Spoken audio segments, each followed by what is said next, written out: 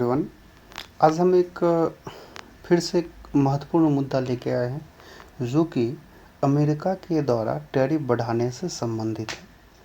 इसके देखें तो मुख्यतः दो एस्पेक्ट हैं, एक है आर्थिक और एक है अंतर्राष्ट्रीय। अगर आर्थिक की बात की जाए तो यह पेपर 3 से रिलेटेड है। अगर अंतर्राष्ट्रीय मुद्दे की बात की जाए तो यह पेपर 2 से संबंधित है।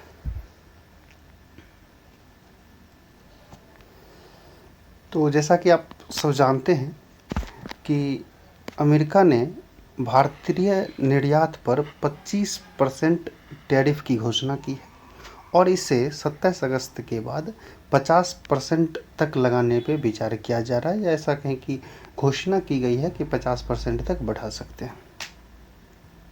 ठीक है, और इसमें हम जानेंगे कि टैरिफ क्या है, अमेरिका ने क्यों लगाया है, या लगाने के कारण क्या क्या हो सकते हैं, उसके इम्पैक्ट भारत पे क्या होंगे। इन पहलुओं को समझना पेपर 3 के लिए अत्यंत महत्वपूर्ण है। जहाँ तक पेपर 2 से संबंधित अंतर्राष्ट्रीय रिलेशन से संबंधित कंटेक्स्ट को हम नेक्स्ट वीडियो बनाकर चर्चा करेंगे। तो चलिए शुरू करते हैं। अगर देखा जाए तो यहाँ पे आपको टैरिफ क्या होता है, व्यापार घाटा, संरक्षणवाद जैसे महत्वपूर्ण पहलुओं को भी कवर करने की आवश्यकता है, क्योंकि कभी कभी क्वेश्चंस मेंस में अधिकांशतः ऐसे क्वेश्चन पूछे जाते हैं जो प्रत्यक्ष रूप से ना पूछकर अप्रत्यक्ष रूप से पूछा जाता है। ठीक, तो सबसे पहले देखते हैं टैरिफ आखिर क्या होता है। टैरिफ क्या है? एक टैक्स का प्रकार है। कर मीन्स टैक्स। ठीक, और यह किस पे लगाया जाता है? आयातित वस्तुओं पर लगाया जाता है। आयातित वस्तु किसके लिए? तो ये हो गया भारत के लिए।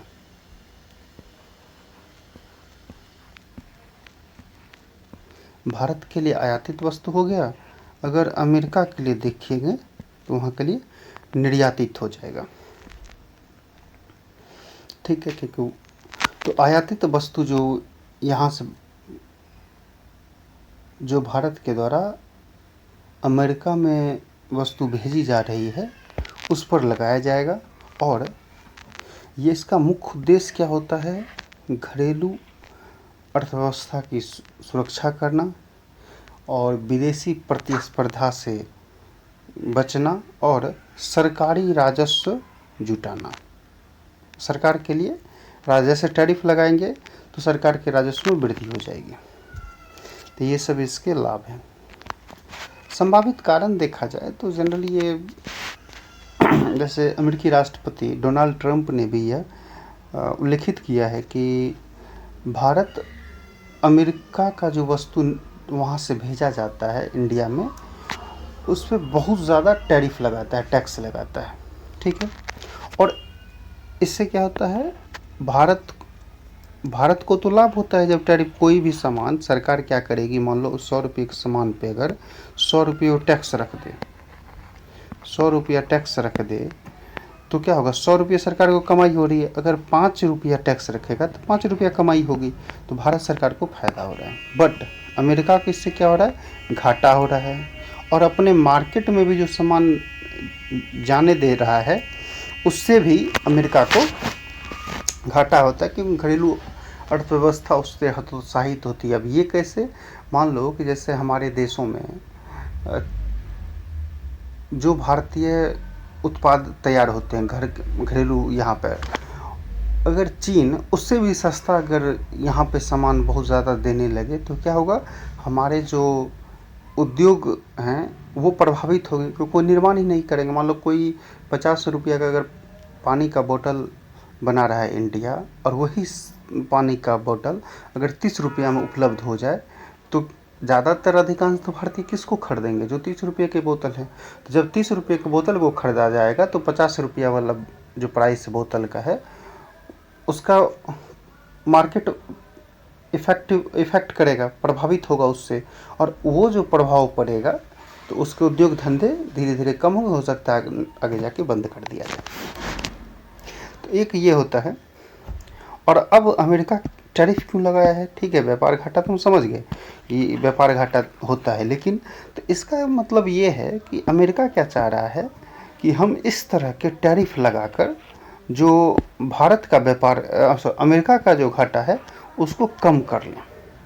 ठीक, अब जाते हैं घरेलू उद्योग का संरक्षण। तो घरेलू उद्योग का संरक्षण का मैंने अभी उदाहरण एक पानी के बोतल के मैन्युफैक्चरिंग से संबंधित किया था। तो होता क्या है कि अमेरिका में जब ये भारत से आयातित वस्तु जाती है तो वहाँ अधिक प्रतिस्पर्धा होने लगती है। आखिर लिया किसको जाए, तो ये सोच रहा क्यों ना लेवल प्लेइंग फील्ड बनाया जाए, सभी के लिए एक समान बनाया जाए, जिससे कि टैरिफ लगाकर, मान लो अब इंडिया ने उस पर टैरिफ इम्पोज कर दे चाइना पे और 30 रुपया का बोतल जो है वो 50 रुपया का ही हो जाए, तब जाके क्या होगा? अब ये सुविधा रहेगी भारतीयों को कि वो चीन का ले या भारत का ले, लेकिन यहाँ का उद्योग व्यवस्था प्रभावित नहीं होगी, क्योंकि बहुत सारे सोचेंगे कि भारतीय कंपनी है तो क्यों ना इसको सपोर्ट किया जाए, तो वो 50 रुपया का ही बोतल लेगा। ठीक। अनुचित व्यापार प्रथाएं। अब ऐसा अमेरिका का मानना है, ये जब आप WTO का पढ़ोगे कि किस तरह से सब्सिडी संबंधित आप जब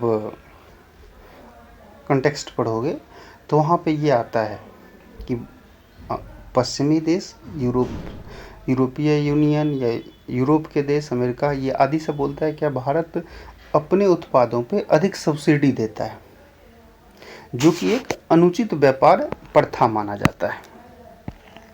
ठीक है, क्योंकि मान लो हम किसान को, अगर कोई किसान 1000 रुपया लगा रहा है और उसको हम 500 रुपया सब्सिडी के रूप में रिबेट करें, चाहे वो, अब सब्सिडी कैसे दी जाती है? तो सरकार किसी भी प्रोडक्ट को, उत्पादन जो होता है, मान लो कोई, जैसे अच्छा उदाहरण खाद का है, खाद का अगर सब्सिडी नहीं दे, मान लो 2500 रुपया पड़ रहा है खाद 50 kg का, अब सरकार ने इसको क्या किया कि 1500 रुपये का सब्सिडी दिया, किसान को कितना पड़ा? 1000 50 kg का। तो ये जो 1000 पड़ा है, तो इसका क्या होगा? इनपुट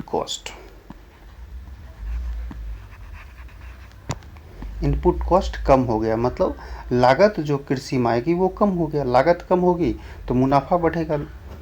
ठीक है, तो ये बोलता है कि ये भारतीय किसान के लिए तो फायदा है, लेकिन वो बोल रहा है कि मान लो अब लागत कम आ रहा है, अगर गेहूं का लागत 20 रुपया प्रति केजी आ रहा है भारतीय किसानों को, ये कोई ऑफिशियल डाटा नहीं है, याद रखें। मतलब 1 केजी अनाज उगताने में अगर 20 रुपया लागत आ रही है, तो भारतीय किसान जब अपने अनाज को बेचेंगे 25 बेच सकता है या 30 बेच सकता है। ठीक, और सब प्रॉफिट लगा के 40-50 जा सकता है समथिंग की USA के मार्केट में। अगर कोई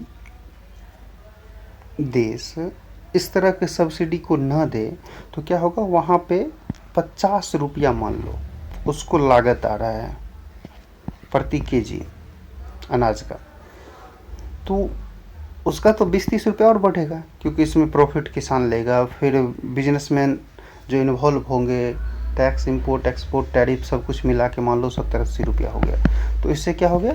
ये अनुचित प्रथा है, ये सीधा पैसे ना दे के अप्रत्यक्ष रूप से हेल्प किया जा रहा है भारतीय किसान को रेट कम करने के लिए मार्केट में। तो इसलिए ये बोल रहा है कि इस तरह के जो अनुचित प्रथाएं चलते हैं, इसको काउंटर बैलेंस के लिए, जवाबी कार्रवाई के लिए क्या कर रहा है?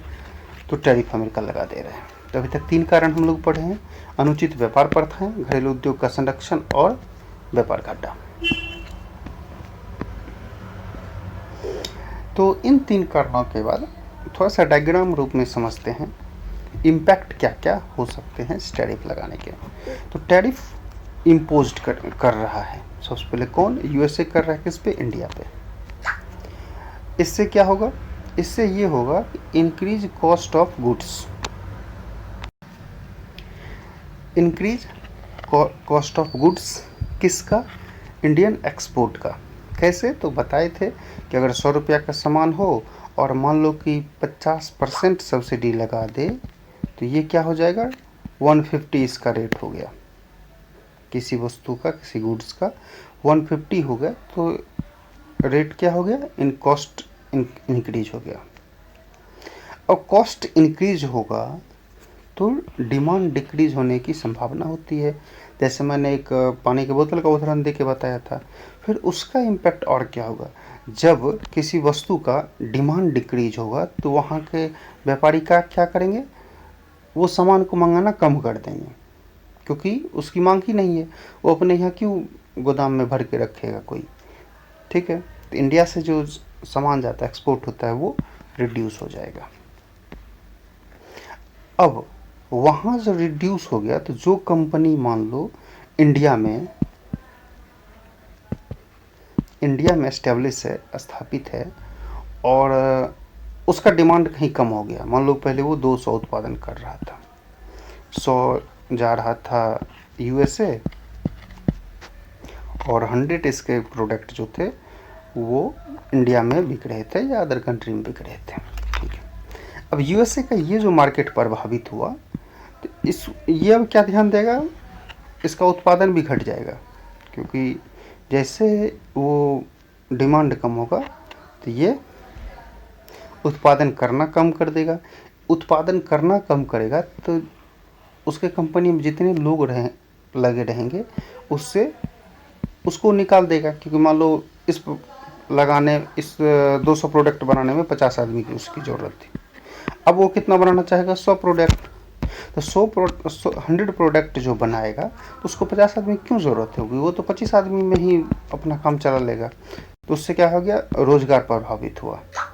रोज़गार जो प्रभावित हुआ उसके बाद इम्पैक्ट वो जीडीपी को करेगा। ठीक है, क्योंकि अगर आपके वो आय का उत्पादन कम कर पाएगा तो अपना योगदान कम दे पाएगा जीडीपी में। ठीक है,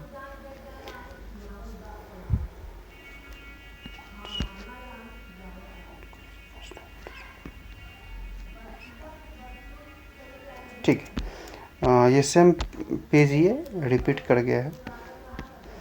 अब देखते हैं कि यूएस टैरिफ जो है वो किस किस प्रोडक्ट पे लगाया जा रहा है। ये एक ऐसे तो कोई डाटा संभवतः नहीं आया है, लेकिन एक जो न्यूज़पेपर या अदर जगह कवर किया जा रहा है उसे देखते हैं। तो सबसे ज़्यादा लगा रहा है लेदर गुड्स पे, एग्रीकल्चर प्रोडक्ट पे, जेम्स एंड ज्वेलरी पे और टेक्सटाइल पे, ये सब है। तो जो प्रभाव को मैंने डायग्राम के द्वारा आपको बताया था, इसी प्रभाव की चर्चा यहाँ करते हैं। तो निर्यात की कमी हो जाएगी। ठीक, अब निर्यात कमी हो जाएगी तो इसको आप लोग ये देखिए कि कैसे कमी हो जाएगी। तो अमेरिका बाज़ार में वस्त्र, आभूषण, कृषि उत्पाद ये सब महंगा हो जाएगा। महंगा हो जाएगा तो निर्यात की मात्रा में गिरावट आ जाएगी। तो निर्यात क्या होगा? गिरावट आ गया, क्योंकि कोई सामान महंगी होगी तो उसका डिमांड कम हो जाता है। डिमांड कम होगा तो उसका इम्पैक्ट निर्यात पे पड़ता है। रोजगार पर संकट, अभी मैंने डिस्कस भी किया था कि किस तरह से नौकरी के खतरे पैदा हो सकते हैं जो इस तरह के उद्योग में कार्य करते हैं। और इससे क्या होगा? सीधा सा बात है कि निर्यात कम होगा तो निर्यात कम होने से क्या हो जाएगा? उत्पादन घटेगा। उत्पादन घटेगा तो रोजगार पर असर पड़ेगा। रोजगार भी तो कम लोगों को नौकरी, क्यों अधिक लोगों को रख के अपना एक्सपेंस बढ़ाए? तो उसके बाद आर्थिक विकास पर नकारात्मक प्रभाव पड़ेगा उसका, क्योंकि निर्यात किसी भी अर्थव्यवस्था के लिए एक महत्वपूर्ण भूमिका निभाता है और निर्यात की कमी से जीडीपी की वृद्धि दर भी धीमी हो सकती है। फिर आता है प्रतिस्पर्धात्मकता में कमी। तो पहले जो रेट का था, मान लो कि 100 कोई और देश बेच रहा है और भारत उसी प्रोडक्ट को 70 रुपया में बेच रहा है, तो इसको ज़्यादा लिया जाएगा। अब ये प्रतिस्पर्धा कम हो जाएगी, जिससे अन्य देश के उत्पादों को फ़ायदा मिल सकता है। भारत भी अगर 100 रुपया ही बेचे, तो उसके पास ऑप्शन है कि वो यूरोपीय कोई सामान ले, एशिया का ले, साउथ ईस्ट एशिया का ले या अमेरिका का ले, ठीक है। और किसानों पर क्या हो जाएगी, भारतीय किसानों का भी नुकसान होगा। क्यों? क्योंकि हम देखें एग्रीकल्चर प्रोडक्ट पे भी टैरिफ लगाया जा रहा है, जिससे कृषि निर्यात में कमी आएगी, कृषि उत्पादों के निर्यात में कमी आएगी, और जिसका असर क्या होगा, किसानों के आय पे भी पड़ेगा।